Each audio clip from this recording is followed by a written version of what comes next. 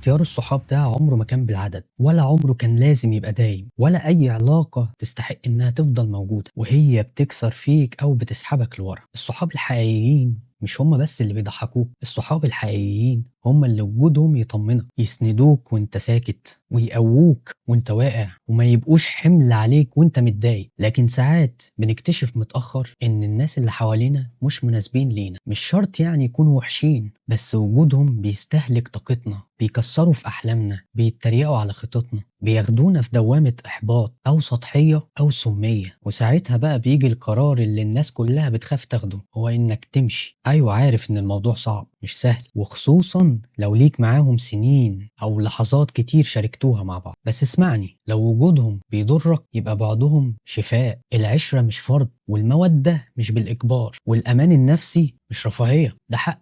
كل ما تحس إن وجود حد بيخنقك أو بيطفيك اسحب نفسك بهدوء، من غير خصام ومن غير عتاب كتير. بس لازم تمشي، احمي طاقتك واحمي نفسك. ولو اضطريت إنك تكون صداقات من أول وجديد، صداقات نظيفة، يبقى خير ليك ألف مرة من إنك تفضل مستمر مع صداقات بتستنزفك كل يوم. وصدقني بقى إن في ناس بتبقى مستنياك إنك تطلع من الدايرة القديمة دي علشان ربنا يفتح لك أبواب لناس شبهك يحبوك على حقيقتك ويكونوا سبب في نقلة كبيرة في حياتك. عايزك تفتح قلبك لصحبة أنضج، واسمح لنفسك إنك تختار تاني حتى لو أول مرة وجعتك، لأنك تستاهل تبقى وسط ناس ترفعك مش ترميك، تسمعك مش تحكم عليك، تفرح لك مش تغير منك. بقولك إيه، هو أنت لسه ما عملتش لايك ولا تعليق ولا شير يا راجل؟